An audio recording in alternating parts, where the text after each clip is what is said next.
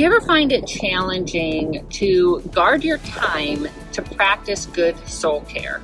To, like, maybe you're out with a friend and the conversation is going long and you know you want to get to the gym, or you know you want to go for a walk or a hike, but you're feeling guilty because it just feels so selfish to say that. And so you stay, and then you end up exhausted and you miss out on what you knew you needed to do to take care of yourself. Well, hi, I'm Jennifer Slattery. I'm an iBelieve writer, and I'm one of the hosts of Life Audio's Faith Over Fear podcast. And the other day, I was meeting with someone. We had an appointment, and I was pretty firm about when I needed to leave by, not because I was rushing off to another engagement, not because I had some kind of task that I needed to complete, but because I knew I wanted to exercise that evening. And I felt really guilty about that. And I worried if I were to express that, the reason I needed to leave, I felt like the other person would find me selfish. And as I was driving home, I just kind of processed that. And I had to ask myself, like, why did I feel that way?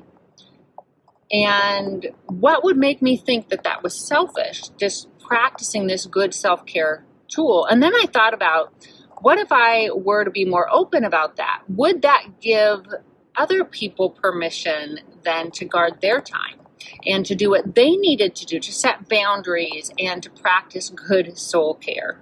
Jesus really excelled at this, at demonstrating it, setting an example of what it looked like to refuel.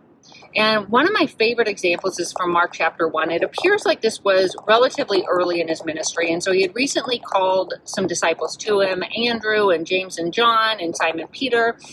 And he was teaching, and scripture says he was teaching like someone with authority, and he was casting out demons, and he was healing people with all sorts of diseases. So you can just imagine just the crowds he began to generate.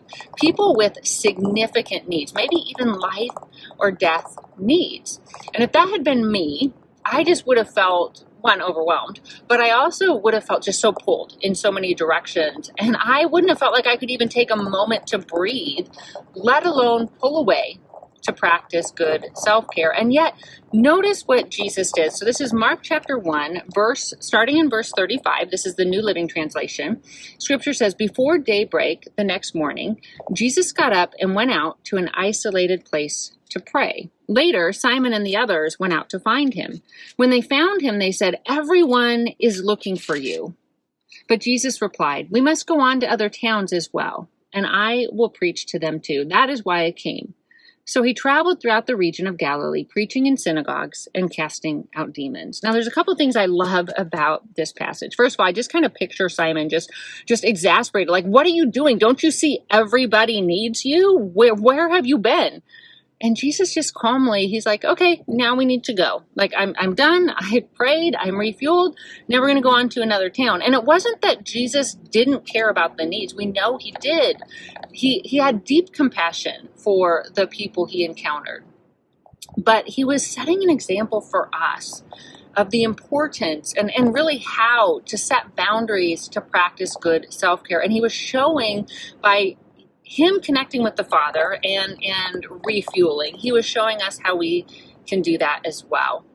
And we can follow his example by setting that example for others. We can first just set that good boundary and do what we need to do to refuel, whether that means going for a hike or going for a walk or just simply chilling or reading our Bible or praying.